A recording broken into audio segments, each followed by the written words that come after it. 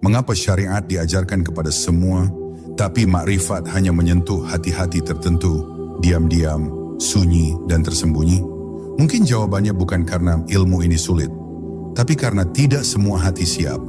Karena makrifat bukan untuk didengar, tapi untuk dirasakan. Dan tidak semua yang mencari benar-benar dipanggil. Inilah warisan paling rahasia Rasulullah, yang tidak disampaikan lewat kata, tapi diturunkan lewat cinta kepada jiwa yang telah hancur dan pasrah. Sunyi di balik sabda.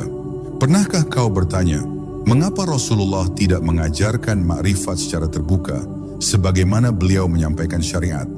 Mengapa tidak ada khutbah panjang yang menjelaskan detail rasa fana atau rincian tentang perjalanan ruh ke hadirat Allah? Apakah ilmu setinggi itu disembunyikan? Ataukah ada rahasia yang hanya bisa terbuka jika hati sudah siap? Ketahuilah, Rasul bukan menyembunyikan, tapi menahan mutiara dari tangan-tangan yang belum tahu nilainya. Makrifat bukanlah pengetahuan yang bisa dicurahkan kepada semua manusia seperti air ke dalam gelas. Ia lebih seperti cahaya yang harus ditangkap oleh mata batin. Bila hati masih tertutup oleh dunia, maka meskipun dia mendengar kalimat-kalimat tertinggi, ia akan menganggapnya dongeng belaka.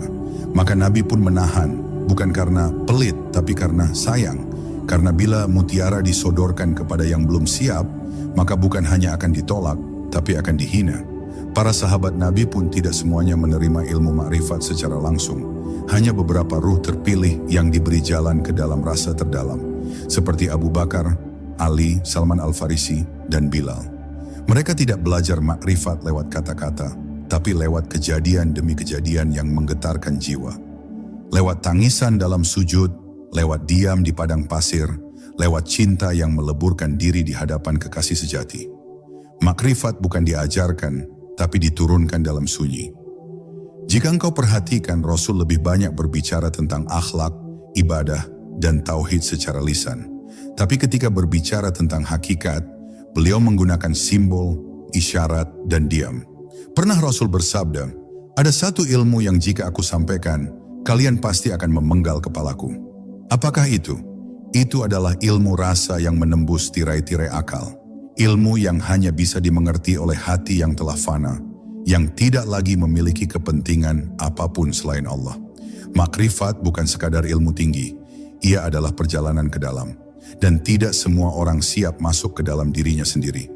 Karena untuk masuk, seseorang harus berani kehilangan nama, kehormatan, bahkan pikirannya. Maka jika ada yang ingin tahu